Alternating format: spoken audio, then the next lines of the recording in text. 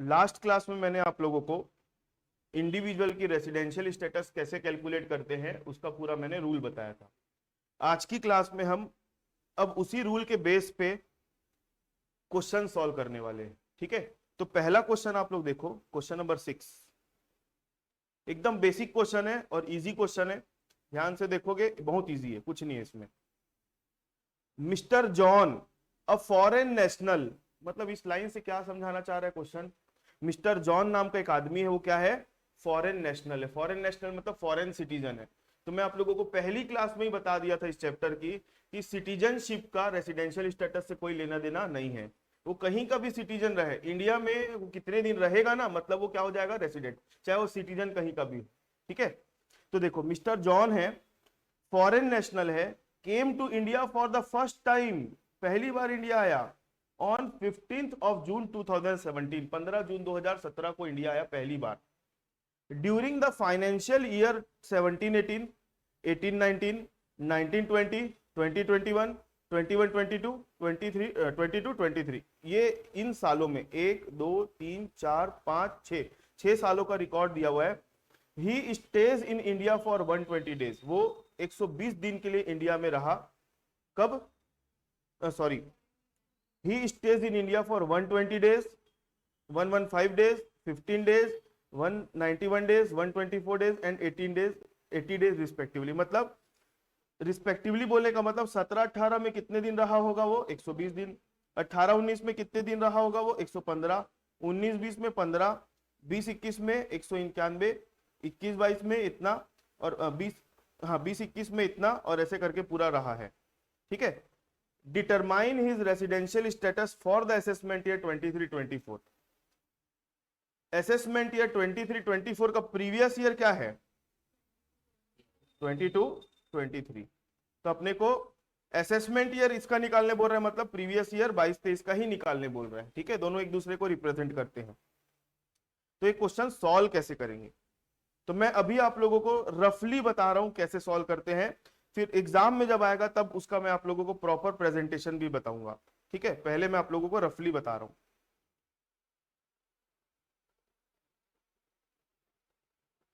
हमारा previous year क्या है, 22-23। उसके पहले कौन सा साल था, 21-22। उसके बाद 20-21, उसके बाद 19-20, फिर 18-19, उसके बाद 17-18। ये ऐसे 6 साल का डेटा दिया हुआ है। 17-18 से स्टार्ट हुआ है, कहां तक, 22-23 तक। ठीक है, कौन कौन से साल में कितने कितने दिन रहा बताओ। पहले वाले में कितने दिन रहा है, 120 डेज, 17-18 में। 18-19 में कितने दिन रहा, 115। इसमें 15, इसमें 191, इसमें 124, और इसमें 80 डेज। ये पूरा डेटा दिया है। क्वेश्चन सिंपल हो गया। ठीक है, अब देखो आगे, अब आगे क्या बोलता है। अब आप आगे करना क्या है, अपने को देखना है मिस्टर जॉन जो है ना, वो रेसिडेंट है कि नॉन रेसिडेंट है, पहले ये चेक करना है। इसके लिए हम क्या करते हैं, बेसिक कंडीशन देखते हैं। चलो basic condition, basic condition number 1 क्या बोलती है कि उसको प्रीवियस ईयर में इंडिया में कितने दिन रहना पड़ेगा। तो बताओ बेसिक कंडीशन पहली हो गई क्या पूरी, नहीं हुई। अब अपन सेकंड बेसिक कंडीशन चेक करेंगे। सेकंड बेसिक कंडीशन क्या बोलती है, प्रीवियस ईयर में एटलीस्ट 60 डेज, और प्रीवियस ईयर के पहले के 4 साल में कितना दिन, 365 डेज होना चाहिए। ये बोलती है सेकंड बेसिक कंडीशन। चलो चेक करते हैं, एटलीस्ट 60 डेज आ रहा है कि नहीं बताओ यहाँ पे। अच्छा पहले क्वेश्चन पढ़ के ये भी चेक कर लो कि ये कोई एक्सेप्शन वाला केस तो नहीं है। बताओ मिस्टर जॉन फॉरेन सिटीजन है, इंडियन ओरिजिन का है क्या, इंडिया आ रहा है बोलता है। अब इंडिया आ रहा है मतलब वो इंडियन ओरिजिन वाला कंडीशन तो नहीं लगा। कहीं पे वो क्रू मेंबर की बात किया है क्या, नहीं। नौकरी लग गई तो इंडिया छोड़ के जा रहे हैं क्या, नहीं। तो मतलब एक क्वेश्चन कौन सा है, नॉर्मल क्वेश्चन है, एक्सेप्शन वाला नहीं है। ठीक है, तो पहली कंडीशन तो पूरी नहीं हुई। अब दूसरी कंडीशन चेक करो। दूसरी कंडीशन में 60 डेज रहा है, हाँ रहा है। अब पिछले 4 साल को देखो, 4 साल की स्प्रेड में देखो, 1 1 2 3 4, मतलब यहां से लेकर यहां तक देखो, टोटल लगाओ कितना होता है, यहां से लेकर यहां तक टोटल लगाओ कितना आएगा, सारे दिनों को जोड़ दो। 525 डेज। हाँ कितना? 115 से लेकर जोड़ना, 115, 15, 91 और 124, कितना आ रहा है? 445 आ रहा है ना, 445 डेज। तो बताओ सेकेंड बेसिक कंडीशन पूरी हुई कि नहीं हुई? एटलीस्ट 60 डेज भी दिख गया और एटलीस्ट 365 भी दिख गया पिछले 4 साल में। मतलब एक कंडीशन पूरी नहीं हुई, दूसरी पूरी हो गई, तो इंसान क्या बन गया? अब रेसिडेंट बन गया, तो आगे अपने को क्या देखना पड़ेगा? OR है कि NOR है, ये चेक करना पड़ेगा।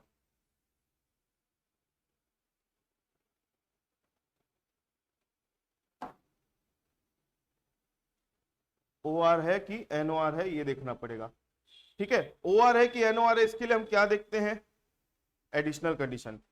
चलो एडिशनल कंडीशन लिख देते हैं। एडिशनल कंडीशन पहली क्या बोलती है बताओ मेरे को? पिछले 7 साल में कम से कम कितना दिन रहना चाहिए? 730 दिन। पिछले 7 साल में 730 दिन। तो वो तो 2017 में पहली बार इंडिया आया है, तो कितने दिन इंडिया में रहा होगा? 7 साल का तो डेटा दिया ही नहीं है ना, इस तारीख को तो पहली बार इंडिया में आया है। तो आपको देखना है कि जब से इंडिया आया है तब से वो इंडिया में प्रीवियस ईयर के पहले तक कितने दिन रहा। तो आप यहां से लेकर यहां तक दिन गिन लो, कितने दिन आ रहा है टोटल? 565 डेज। इसके पहले तो इंडिया में था वो? नहीं था। तो बताओ पहली एडिशनल कंडीशन पूरी हुई? नहीं हुई। पहली एडिशनल कंडीशन पूरी नहीं हुई। अब दूसरी पूरी करा के देख लो। दूसरी एडिशनल कंडीशन क्या बोलती है? प्रीवियस ईयर के पहले के 10 साल में कम से कम 2 साल तक क्या होना चाहिए? वो रेसिडेंट होना चाहिए। तो प्रीवियस ईयर के पहले के 10 साल का तो डेटा नहीं है, लेकिन प्रीवियस ईयर के पहले के 6 साल का तो डेटा है। उन सालों में देख लो वो रेसिडेंट था कि नहीं था। चेक करें? कैसे चेक करेंगे?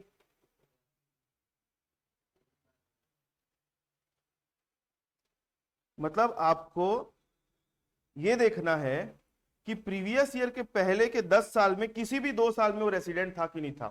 तो अब आप क्या करो, 21-22 को देखो। अब आपका फोकस है ना 21-22 के ऊपर आना चाहिए। बताओ 21-22 में वो रेसिडेंट था कि नहीं था? रेसिडेंट होने के लिए क्या करना पड़ेगा? Basic condition. तो 21-22 में देखो, 21-22 के लिए बेसिक कंडीशन पहली पूरी कर रहे हैं कि यहाँ पे, मतलब 182 दिन रहा क्या? नहीं। सेकेंड बेसिक कंडीशन क्या बोलती है? 60 प्लस 365।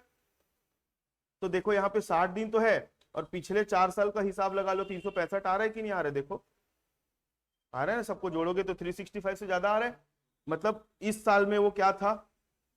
रेसिडेंट था। अब आपको इस साल में शिफ्ट हो जाओ, 20-21 में चेक करो रेसिडेंट था कि नहीं था? था। 182 दिन से ऊपर है, देखो पहली कंडीशन पूरी कर डाला। आई बात समझ में? तो आपको 2 साल देखना है, प्रीवियस ईयर के पहले के 10 साल में कोई भी 2 साल में अगर रेसिडेंट हो जाता है तो क्या हो जाएगा? वो सेकेंड एडिशनल कंडीशन पूरी कर देगा। तो सेकेंड एडिशनल कंडीशन पूरी कर दिया इसने।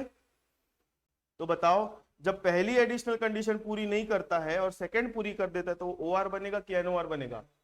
NOR बनेगा। क्वेश्चन समझ में आया कि नहीं आया कि कैसे सॉल्व होगा? आप लोगों को कोई डाउट है ऑनलाइन वालों? चलो, लेकिन पेपर में अगर आप ऐसा बना के आ गए तो आपको आधा नंबर भी नहीं मिलने वाला। पेपर में अगर ऐसा बना के आओगे तो आपको नंबर नहीं मिलने वाले, क्योंकि ये तो रफ किए हमने। आपको सिस्टमेटिक इसका प्रेजेंटेशन करना पड़ेगा। आप लोगों को पता है कॉलेज कॉलेज आपसे क्या एक्सपेक्ट करता है आपके एग्जाम के लिए? अभी सेकेंड ईयर में मस्त मस्त नंबर आए सबके। सबसे बड़ा रीजन है प्रेजेंटेशन, कि आप लोगों ने, भले क्वेश्चन का आंसर सही आ गया होगा, मैटर नहीं करता, प्रेजेंटेशन मैटर करता है। प्रेजेंटेशन सबसे बड़ी चीज है, वो कॉलेज आपसे एक्सपेक्ट करता है। आप लोगों को पता है आप लोगों के क्वेश्चन जो आते हैं 15-15 नंबर के क्यों आते हैं? वो तो टुकड़े टुकड़े में 2-2 3-3 नंबर का भी तो क्वेश्चन दे सकता है। 15 नंबर का ही क्वेश्चन क्यों सेट करता है कॉलेज वाला? अपना टेंशन कम करने के लिए। चलो एक 15 नंबर का दे दो, 5 ही क्वेश्चन देना पड़ेगा बस, ऐसा ऐसा नहीं है। मतलब वो आपकी नॉलेज चेक करना चाहता है कि पर्टिकुलर किसी टॉपिक से रिलेटेड आप कितने चीजों के बारे में जानते हो। मतलब कोई भी एक चीज को आप कितने एंगल से, कितने ज्यादा इलेबोरेट करके आप उसी चीज को एक्सप्लेन कर सकते हो, ये जानना चाहता है।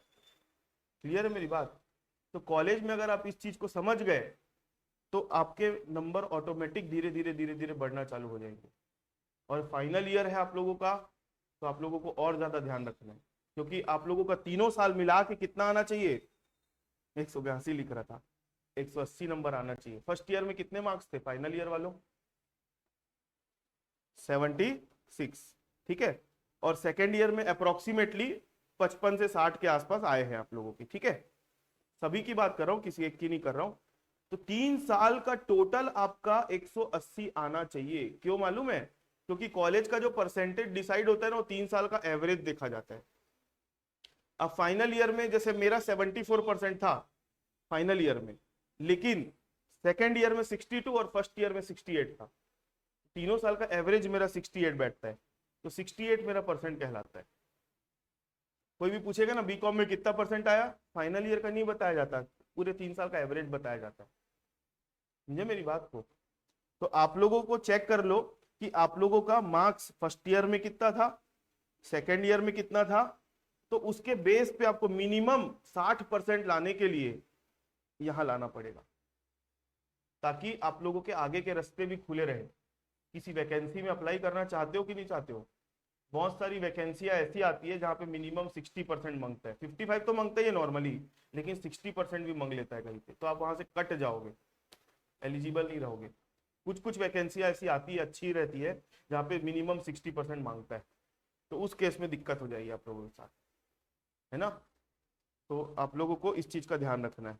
तो ये पूरा तभी अचीव कर पाओगे जब आप किसके ऊपर ध्यान दोगे अपने एग्जाम में? प्रेजेंटेशन के ऊपर। तो इसका सॉल्यूशन तो मैं अभी आप लोगों को बताऊंगा प्रेजेंटेशन कैसे करना है, लेकिन उसके पहले एक क्वेश्चन और मेरे को बनाकर बताओ।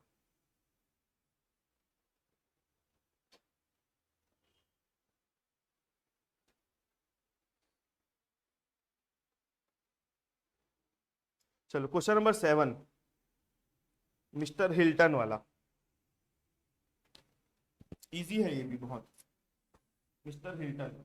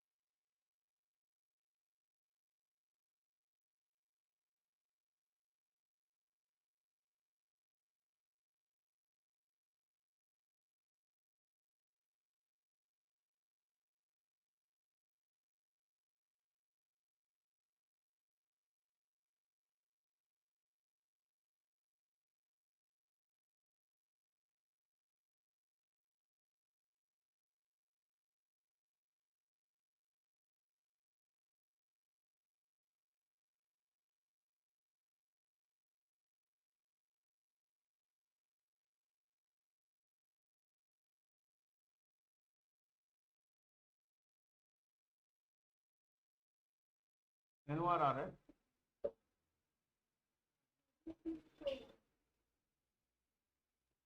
क्या बोल रहे हो भाभी? आपकी आवाज नहीं आ रही है।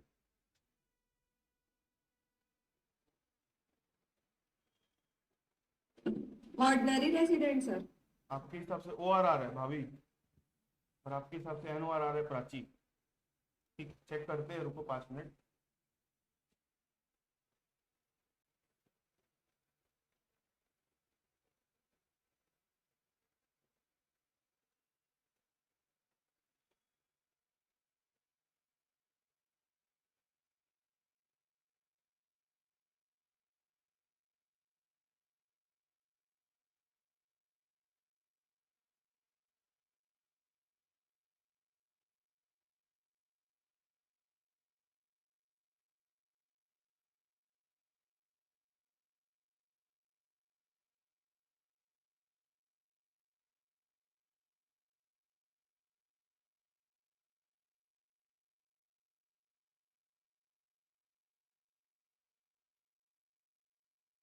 हाय मेनू,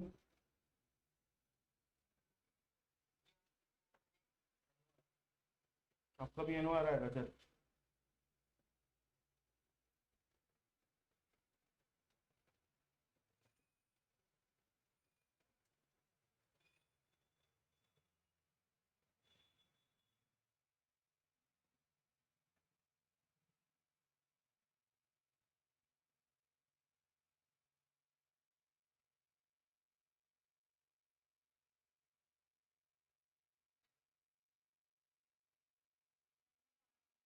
आपका भी एनओ आ रहा है?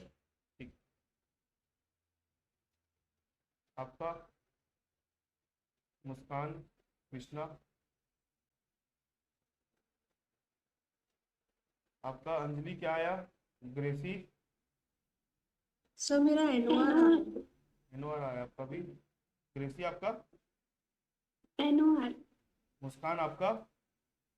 सर मेरा भी एनओआर आ रहा है। सब एनओ आ रहा है, मतलब भाभी का बस गलत आया, बाकी सबका सही आ रहा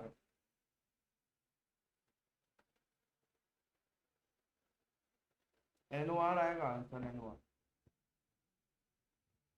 आपका वैल्यू बनाओ ना, बनाओ।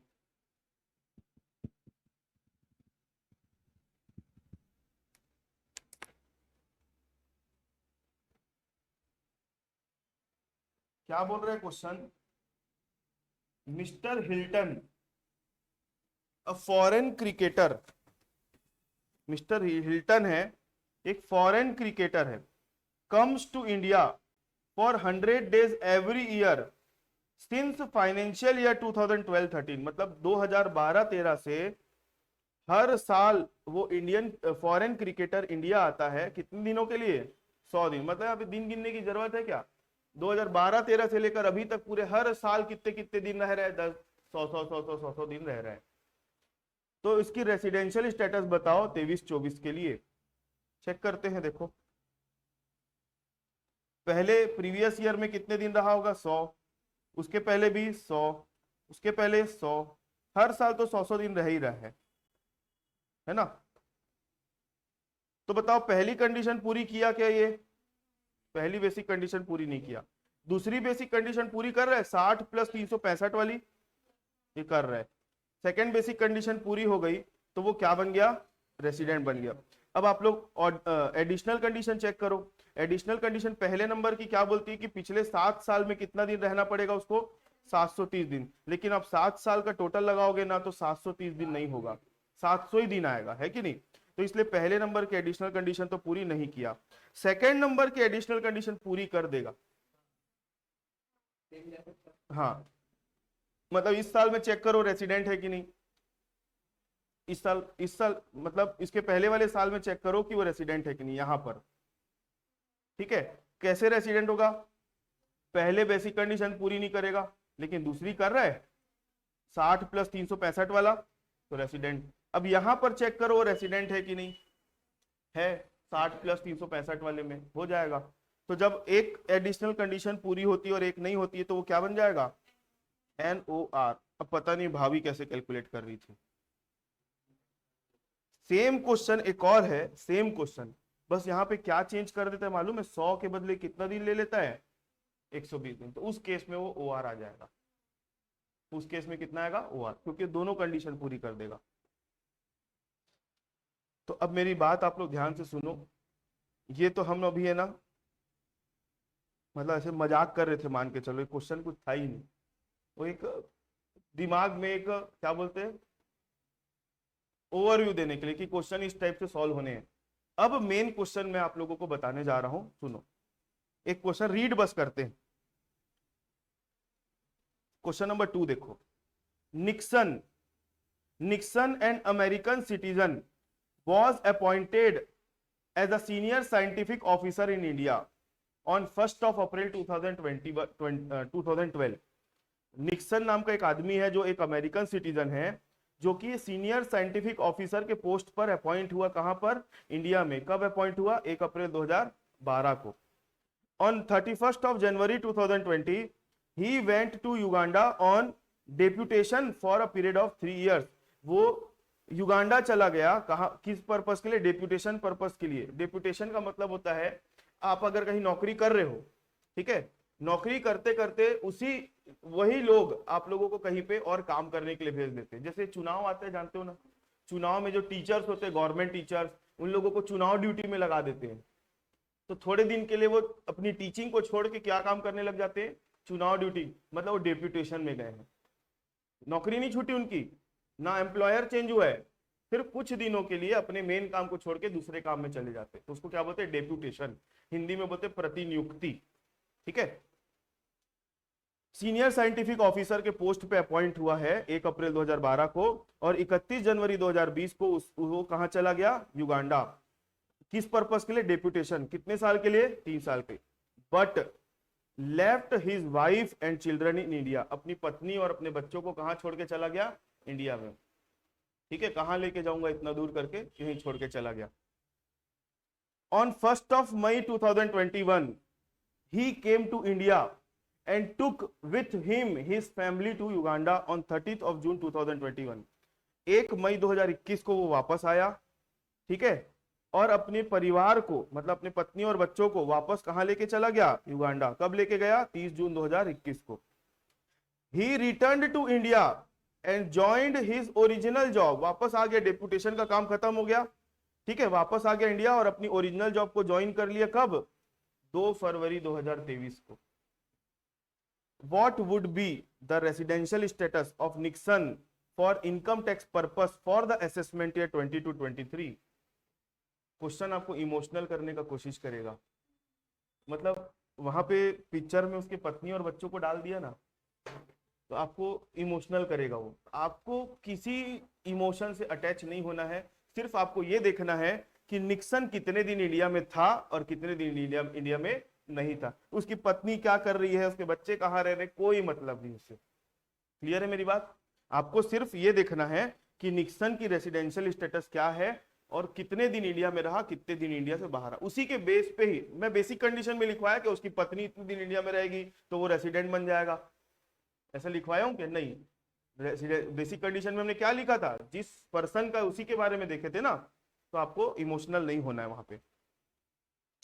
तो ये क्वेश्चन आ गया, बनाओगे कैसे सर? अभी तक तो आप हमको दिन कैलकुलेटेड वाला क्वेश्चन दे देते थे, लेकिन यहां पर आपको क्या करना पड़ेगा, दिन गिनना पड़ेगा।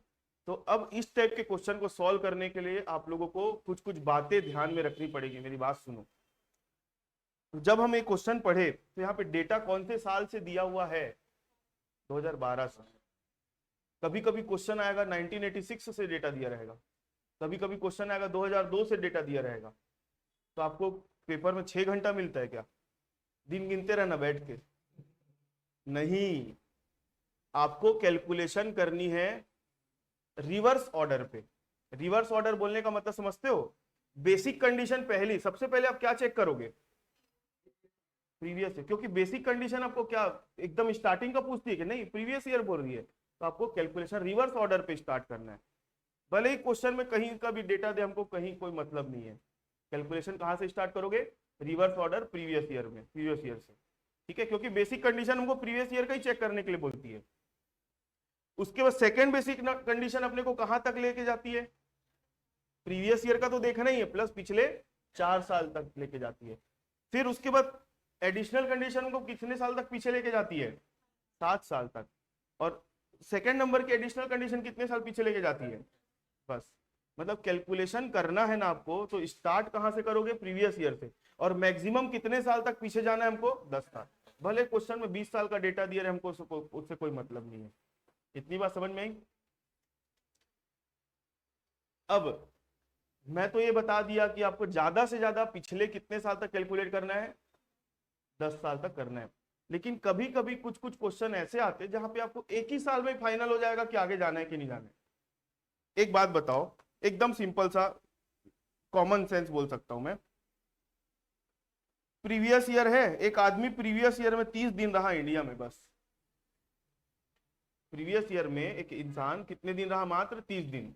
तो बताओ, पहले नंबर की बेसिक कंडीशन पूरी किया, और उसका डेटा भले हमको है ना बहुत बहुत समय से दिया हुआ है ना, 2002 से डेटा दिया हुआ है उस आदमी का क्वेश्चन में, लेकिन हमने जब कैलकुलेट किया तो पता चला प्रीवियस ईयर में सिर्फ कितना दिन रहा, 30 दिन। तो पहली बेसिक कंडीशन पूरी किया, दूसरी कंडीशन पूरी कर रहे नहीं, भले 2002 से डेटा क्यों ना दिया हो, आपको आगे जाने का जरूरत ही नहीं है, पहले ही साल में ही कंफर्म हो जा रहे हो ना आपको कि नॉन रेसिडेंट है। और जब नॉन रेसिडेंट हो गया तो आगे आपको देखने की जरूरत है क्या कुछ?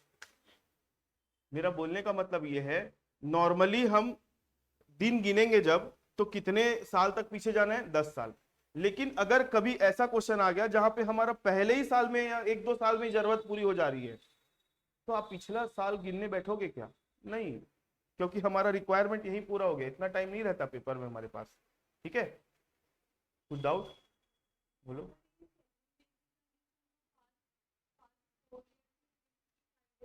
हाँ, तो वो जो सेकंड बेसिक, आपका डाउट समझ गया मैं। सेकंड बेसिक कंडीशन में क्या बोला है? प्रीवियस ईयर में 60 डेज प्लस पास्ट 4 ईयर में 365 डेज, दोनों चीजें एक साथ पूरी होनी चाहिए। हाँ, प्रीवियस ईयर में 60 है प्लस पास्ट 4 ईयर में 365 है। मतलब ऐसा नहीं होगा कि यहाँ पे 365 डेज रहता है और यहाँ पे 10 दिन रहा है, तो कंडीशन पूरी नहीं होगी। दोनों काम पूरे होने चाहिए। क्लियर है? तो मैंने आप लोगों को पहला रूल बताया। क्या रूल बताया? कि कैलकुलेशन अगर आप स्टार्ट करोगे तो हमेशा कहां से स्टार्ट करना? प्रीवियस ईयर से स्टार्ट करना। और प्रीवियस ईयर से कैलकुलेट करते करते करते करते ज्यादातर अपने को ज्यादा से ज्यादा कितने साल जाना है? 10 साल, उससे ज्यादा आगे नहीं जाना है। लेकिन कभी कभी 2-3 साल में ही हमारा काम पूरा हो जाता है, तो उससे आगे जाने की जरूरत नहीं है। चलो, रेसिडेंशियल स्टेटस के क्वेश्चन सॉल्व करने के लिए आप लोगों को 5 स्टेप्स में क्वेश्चन बनाने हैं। कितने स्टेप में? 5 स्टेप्स में। मतलब क्वेश्चन जब सॉल्व करोगे ना, प्रेजेंटेशन की बात कर रहा हूं मैं, आपको क्वेश्चन जो सॉल्व करना है 5 स्टेप में सॉल्व करने हैं। स्टेप नंबर 1, जब मतलब आपका आंसर जब लिखोगे, सॉल्व करोगे, तो क्या होना चाहिए? तो स्टेप नंबर 1 में आपको क्या करना है? Calculation of days. क्या करोगे? Calculation of days. ये स्टेप किस बेसिस पे मैंने बनाया है वो मैं आपको बता रहा हूं। मान लो आप जज हो, मान लो क्या हो आप? जज। और आपके सामने कोई मुजरिम आया है जिसने कुछ कांड करके आया है, तो क्या बोलोगे? पहले फांसी में टंगा दो इसको, बाद में सुनवाई करते रहेंगे, ऐसा करोगे आप लोग? पहले लटका दो फिर देखते रहेंगे बाद में? ऐसा नहीं होता है। पहले क्या करोगे? पहले क्या करोगे? उसने क्या कांड किया है उसके बारे में पूरा अपने फैक्ट जानोगे। फिर चोरी किया है, मर्डर किया है, लूटपाट किया है, जो भी किया है उससे रिलेटेड क्या कानून है वो देखोगे। एज अ जज यही तो करोगे ना। फिर उस कानून के हिसाब से क्या उसकी सजा होनी चाहिए, उसको फिर सजा सुनाओगे, मतलब अपना कंक्लूजन दोगे उसके ऊपर। तो उसी बेस पे आप लोगों को इसका सॉल्यूशन करना है। मतलब यहाँ पे ना तो जज हो ना ही सामने वाला मुजरिम है, लेकिन क्वेश्चन सॉल्व करने का है ना पैटर्न होता है। क्या होता है कि पहले कैलकुलेशन ऑफ डेज, मतलब कितने दिन इंडिया में रहा, कितने दिन इंडिया में नहीं रहा, मतलब वो कांड किया, आया गया आया गया। अब कैलकुलेशन ऑफ डेज तो आपने कर लिया, स्टेप नंबर 2 में उससे रिलेटेड क्या रूल है वो देखो। रूल कहां लिखे हुए हैं? Basic condition. रूल कहां लिखा हुआ है? Basic condition. क्या बोलता है बेसिक कंडीशन? अगर कोई व्यक्ति किसी का मर्डर कर देगा तो उसको इतने साल की सजा हो जाएगी। यहाँ पर अपन आईपीसी नहीं पढ़ रहे, अपन क्या पढ़ रहे हैं? इनकम टैक्स एक्ट पढ़ रहे हैं, वो भी एक लॉ है। अगर कोई व्यक्ति प्रीवियस ईयर में 182 दिन रह जाएगा तो उसको क्या मान लेंगे? रेसिडेंट। ये लिखा है बेसिक कंडीशन में, तो आपको as it is basic condition यहाँ पे कॉपी करनी है। ठीक है। सेकंड नंबर की बेसिक कंडीशन क्या बोलती है आप लोगों को पता है। तो स्टेप नंबर 2 में आपको बेसिक कंडीशन यहाँ पे कॉपी पेस्ट करना है। क्या करना है? कॉपी पेस्ट करना है। जो मैंने लिखवाया है ना वो कॉपी पेस्ट कर दोगे। ठीक है। स्टेप नंबर 3 में आप अपनी सुनवाई करोगे, मतलब कंक्लूजन दोगे।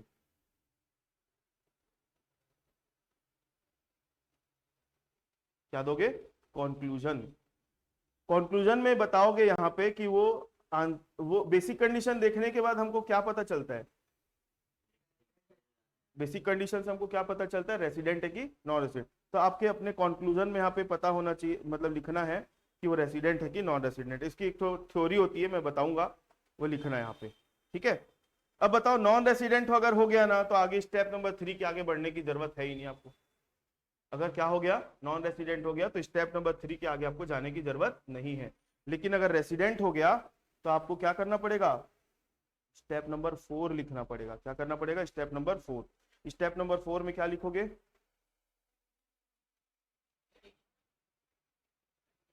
Additional condition. एडिशनल कंडीशन भी आपको जो बताया मैंने वो कॉपी पेस्ट करना है यहाँ पे। उसके बाद स्टेप नंबर 5 क्या लिखोगे, कंक्लूजन दोगे। फिर से यहां पर आपके कंक्लूजन में ये लिखोगे कि वो OR था कि NOR था। तो ये 5 स्टेप्स में आपके क्वेश्चन सॉल्व होंगे। आप लोग टेंशन मत लो, ये जो कल PDF भेजा हूं ना आप लोगों को, लिखा हुआ है उसमें, सब चेक कर सकते हो। रफ में लिखना है तो लिख लो भले, बाकी उसमें सब लिखा हुआ है, मैं दिखा दूंगा अभी। आपको ग्रुप में ऐड नहीं किया, मैं ऐड कर दूंगा, ठीक है। सबसे पहले नंबर पे कैलकुलेशन ऑफ डेज, कितने दिन इंडिया में रहा, कितने दिन इंडिया के बाहर रहा, वो सब यहाँ पे कैलकुलेट करना है। स्टेप नंबर 2 में बेसिक कंडीशन लिखोगे। बेसिक कंडीशन जो मैंने बताया कॉपी पेस्ट करना है। बेसिक कंडीशन के और कैलकुलेशन ऑफ डेज को दोनों को मिला के आपको क्या लिखना है, कंक्लूजन। और अपने कंक्लूजन में ये बताना है कि सामने वाला रेसिडेंट है कि नॉन रेसिडेंट है। उसके बाद अगर रेसिडेंट हो जाता है तो आगे स्टेप नंबर 4, 5 आएगी, और नॉन रेसिडेंट हो जाता है तो स्टेप नंबर 4, 5 नहीं आएगी। स्टेप नंबर 4 में क्या लिखोगे, एडिशनल कंडीशन लिखोगे, वो भी कॉपी पेस्ट होगा। एडिशनल कंडीशन के बाद आप कैलकुलेशन ऑफ डेज और स्टेप नंबर 4, स्टेप नंबर 1 और स्टेप नंबर 4 को दोनों को मिला के देखोगे, और अपना स्टेप नंबर 5 में कंक्लूजन दोगे कि वो OR है कि NOR है। हाँ, सॉरी, लिख के बताना है पूरा, ठीक है। कैसे लिखना है मैं सब सिखाऊंगा ना। अभी आप लोगों ने जो इसके पहले जो 2 क्वेश्चन बनाए उसमें आप लोगों ने मेंटल प्रैक्टिस करी, अब उसको अपने को लिख के कैसे प्रेजेंट करना है वो मैं सिखा दूंगा। तो बहुत बड़ी चीज नहीं है, इजी है, ठीक है रजत।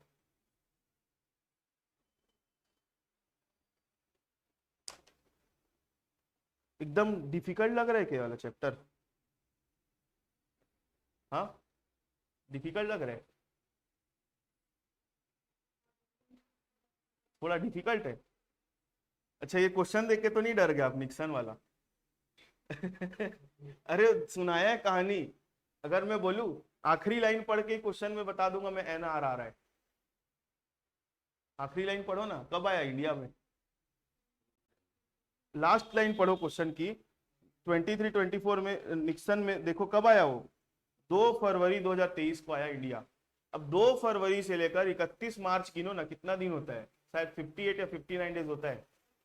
तो ना 60 डेज हुआ ना 182 डेज। मतलब क्वेश्चन में इतनी सारी लाइन जो है क्या दी हुई है, फालतू में दी हुई है। तो मैं बताया ना, क्वेश्चन भले इमोशनल करेगा लेकिन कुछ है ही नहीं, आखिरी लाइन से ही पता चल जाएगा कि वो क्या होने वाला है, NR। ऐसा इजी है क्वेश्चन, मैं अभी बता रहा हूं कैसे करेंगे। चलो आगे बढ़े। कैलकुलेशन ऑफ डेज, सबसे क्वेश्चन सॉल्व करने के लिए सबसे जरूरी चीज है, आपको क्या आना चाहिए, कैलकुलेशन ऑफ डेज आना चाहिए। बस गलती यही करता है बच्चा। अगर आप ये काम सही कर लिए ना तो ये तो फिर रिपीटेटिव प्रोसेस है, मतलब हर क्वेश्चन में आपको, जैसे अभी 2 क्वेश्चन आप लोग बनाए, पहले के 2 क्वेश्चन बनाए, उसमें दिन कैलकुलेट करके दे दिया था, तो कहीं पे टेंशन हुई नहीं हुई। लेकिन अब आप लोग क्वेश्चन बनाओगे तो उसमें क्या करना पड़ेगा, आपको दिन गिनना पड़ेगा।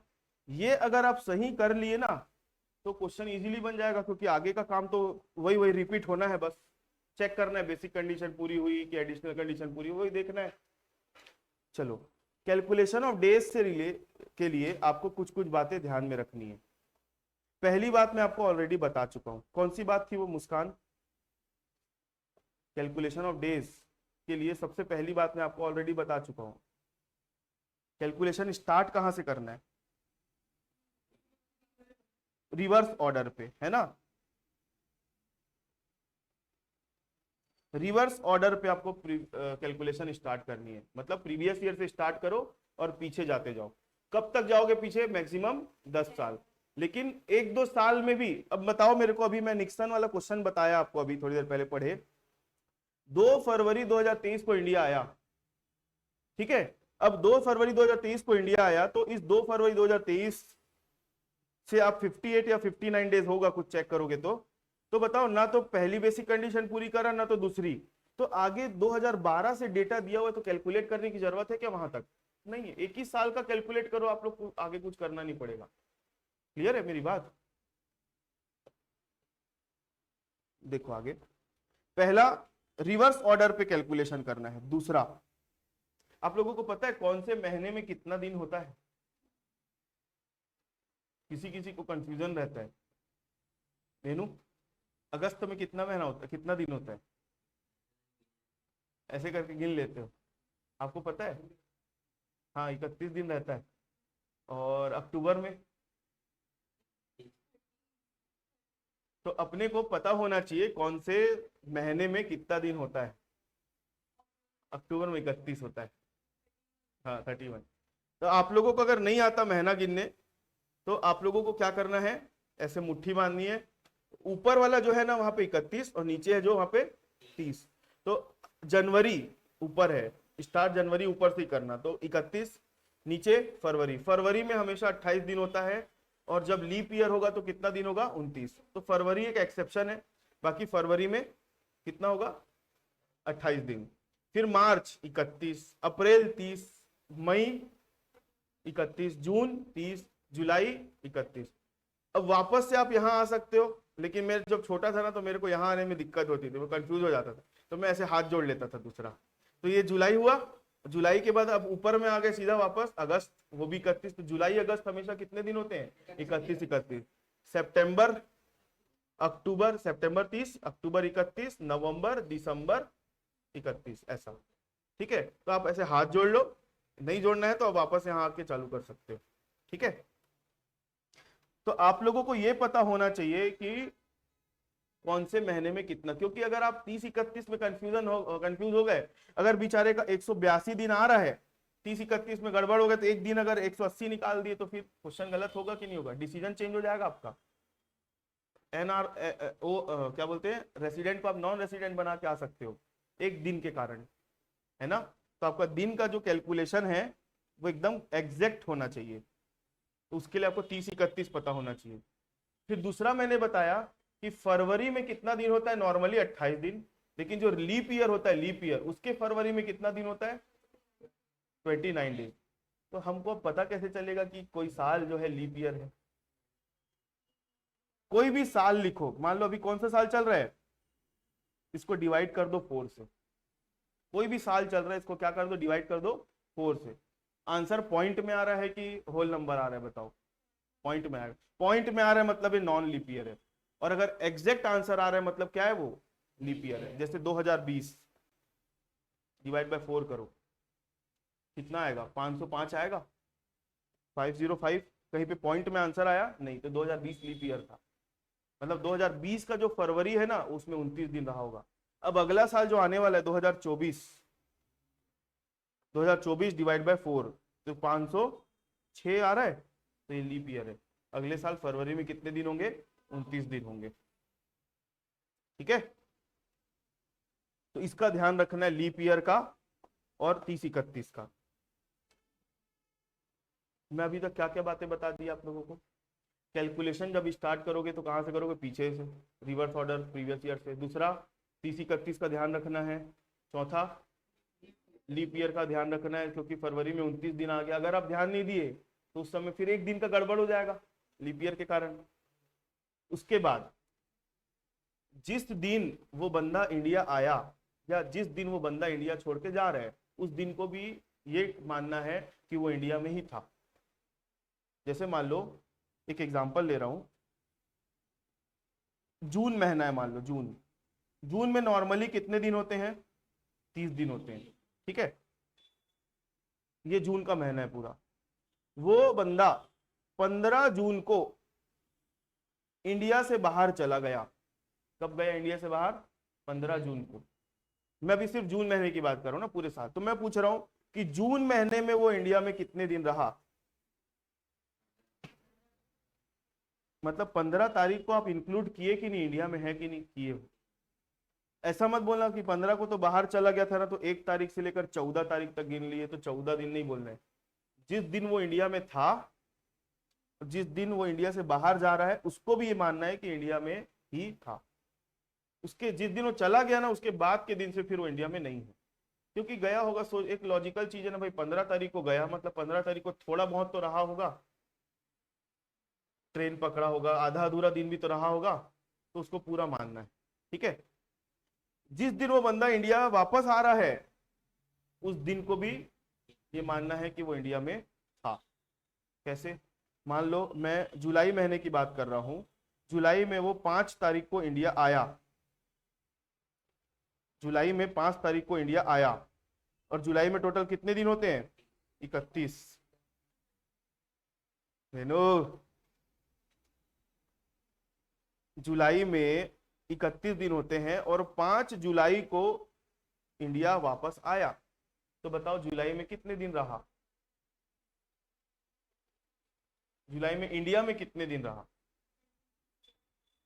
26 डेज। कैसे? 31 डेज तो टोटल है।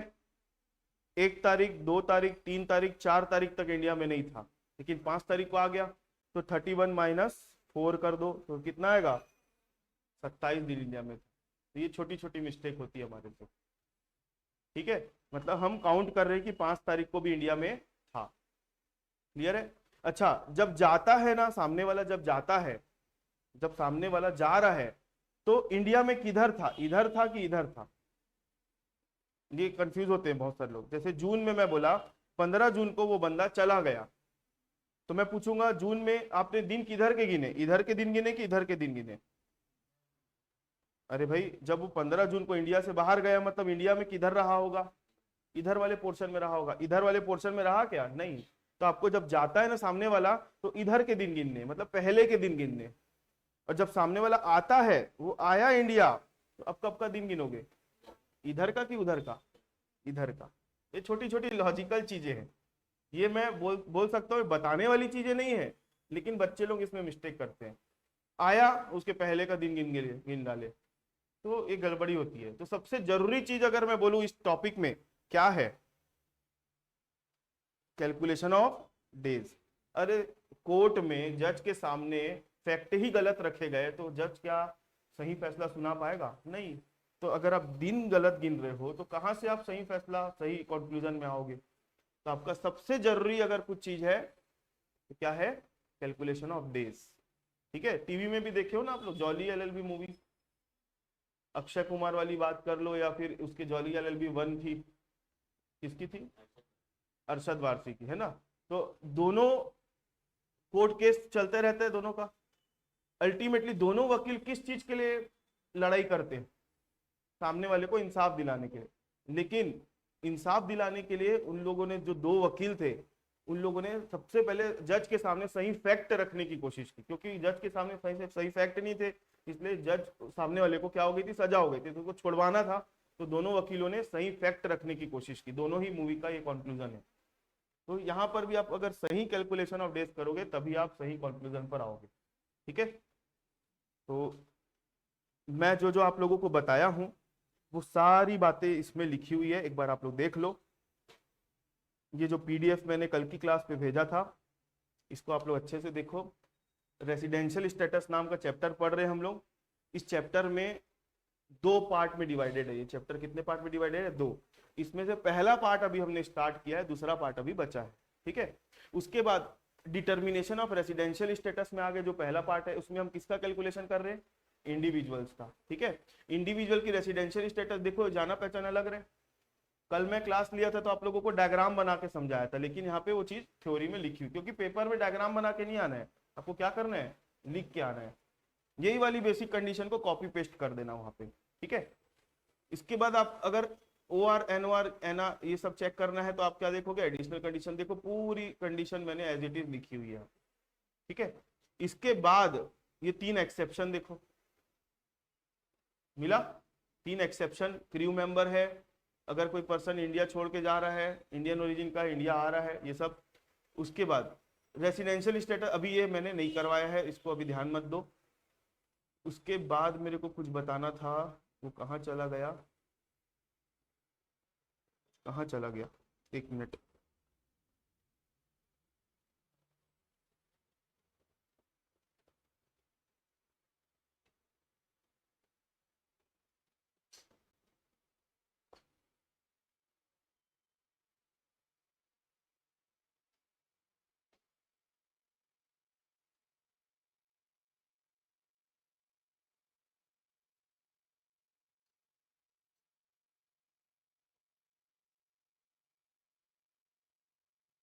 ठीक है, मैं आप लोगों को वो पीडीएफ में ये जो मैंने बताया ना आप लोगों को 5 रूल कैलकुलेशन ऑफ डेज से रिलेटेड, वो मैं पीडीएफ में जोड़ के दे दूंगा।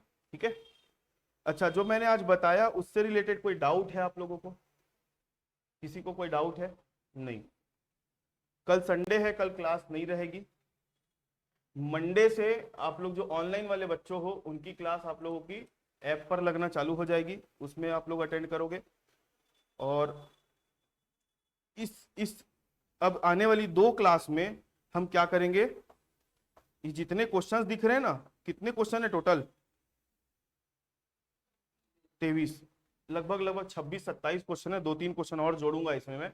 इतने क्वेश्चन हमारे को बनाने, ठीक है, इतने क्वेश्चन हमको बनाने। तो अब आने वाली 2 क्लास जो है ना, उसमें सिर्फ हम प्रैक्टिस करेंगे।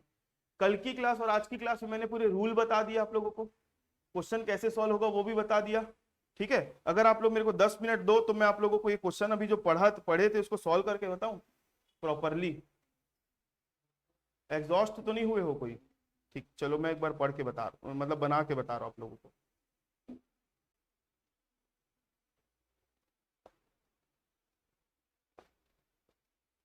चलो देखो, सबसे पहले हम क्वेश्चन नंबर कौन सा बनाने वाले हैं? क्वेश्चन नंबर 2, निक्सन वाला। ठीक है,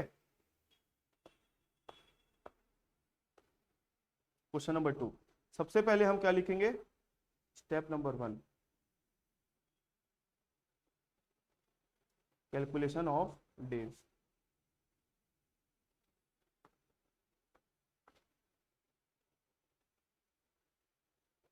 कैलकुलेशन कहां से स्टार्ट करोगे? Previous year.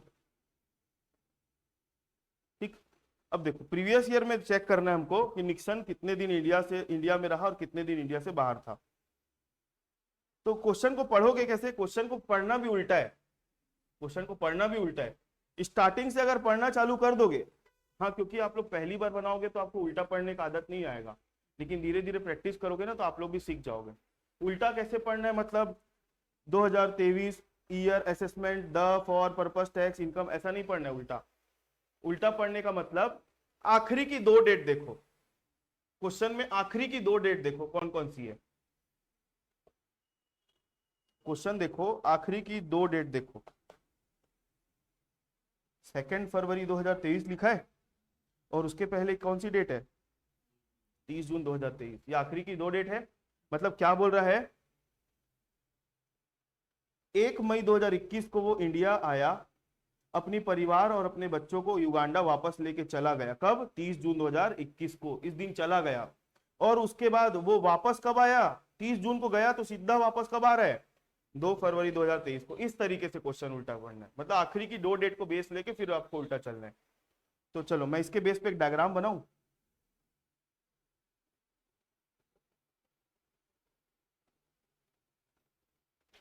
प्रीवियस ईयर हमारे के 22, 23, ये है 21 और ये है 20। अब देखो वो गया कब था?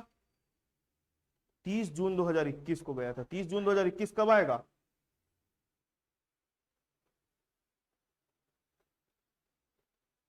यहीं पर आएगा 30 जून 2021, 21-22 में। और वो वापस कब आया है?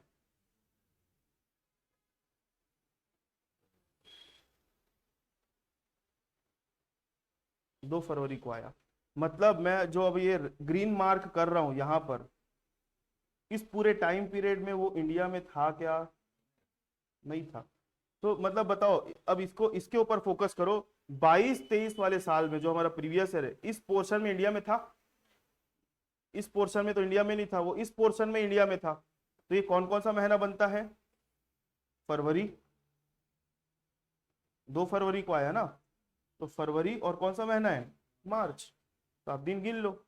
प्रीवियस ईयर 22-23 में मैं अगर ऐसा लिख दूं डिटेल में, अप्रैल, मई, जून, जुलाई, अगस्त, सितंबर, अक्टूबर, नवंबर, दिसंबर, जनवरी, फरवरी, मार्च। तो अप्रैल से लेकर जनवरी तक तो इंडिया में था ही नहीं। फरवरी में आया 2 तारीख को, तो 2 तारीख को आया तो बताओ कितने दिन इंडिया में रहा? फरवरी में 28 दिन थे कि 29 दिन थे? पहले ये बताओ। 2023 का फरवरी है तो 28 दिन। ठीक है, तो 28 दिन में से एक दिन नहीं था, 2 तारीख को आया, तो 27 दिन आएगा। कितना? फरवरी में कितने दिन रहा? 27। और मार्च में तो पूरा रहा 31, तो कितना होता है? 58 डेज, सॉरी 58 डेज, 58 डेज। तो हमारा कैलकुलेशन ऑफ डेज यहीं पर। अब बताओ, मैं भले क्वेश्चन में 2012 से डेटा दिया हुआ है, तो मैं 21-22, 20-21 का कैलकुलेट करूं कि नहीं करूं? हाँ, मतलब क्वेश्चन में डेटा जो दिया हुआ है 2012 से दिया हुआ है, हमने अभी कैलकुलेट किया कि प्रीवियस ईयर में 58 डेज आ रहा है, तो ये हमको क्या बता रहा है? एक भी बेसिक कंडीशन पूरी नहीं हो रही है, ये बता रहा है। तो मेरा ये क्वेश्चन है कि पिछला और जाने की जरूरत है कि नहीं है? नहीं, भले दिया है तो क्या दिक्कत है, लेकिन जाने की जरूरत नहीं है। तो स्टेप नंबर 2 में आ जाओ। क्या बोलता है स्टेप नंबर 2? स्टेप नंबर 2 क्या बोलता है?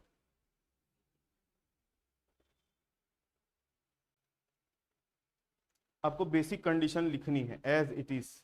तो बेसिक कंडीशन को मैं कॉपी करके ले आऊं?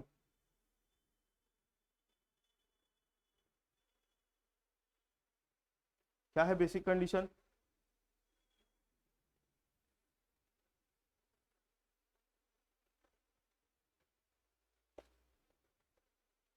यही 2 बेसिक कंडीशन है, आपको यहां पे लिख देना है। तो हमने देखो, स्टेप नंबर 1 हमारा हो गया कंप्लीट, स्टेप नंबर 2 भी हमारा क्या हो गया? कंप्लीट।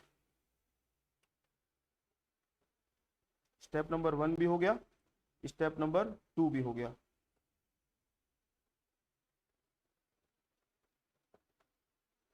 एक मिनट ना,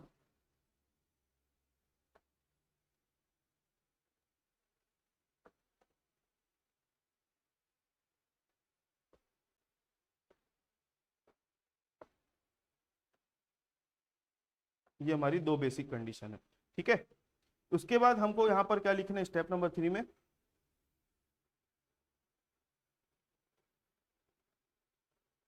कंक्लूजन। क्या लिखना है? कंक्लूजन। कंक्लूजन में क्या लिखोगे?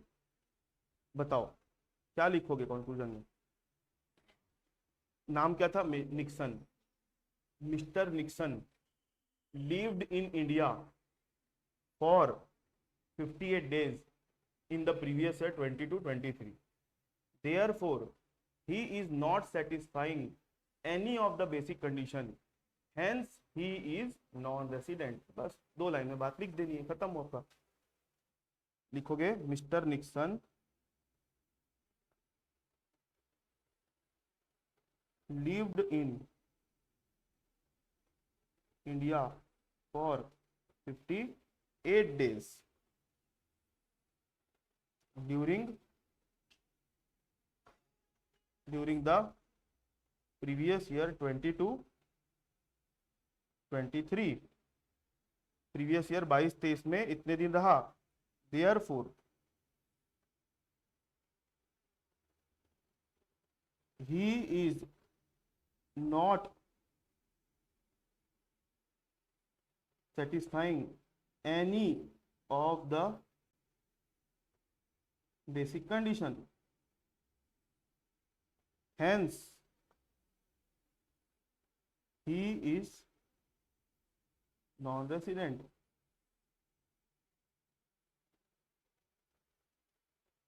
बस ये क्वेश्चन आ गया ना, इस तरीके से आपका सॉल्यूशन होना चाहिए।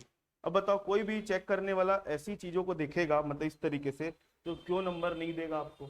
सारी बातें तो आपने लिखी है ना, वो आधा अधूरा लिख के आ गए, 2 लाइन में क्वेश्चन का आंसर लिख के आ गए, तो फिर सामने वाला चेक भी आप लिखने में कंजूसी करोगे, वो नंबर देने में कंजूसी करेगा। ठीक है, यही सीधा सा फंडा है। और आपको आपकी चीजें जो लिख कर आनी है, सामने वाले को पढ़ के भी अच्छा लगना चाहिए कि पूरा सिस्टमेटिक हो।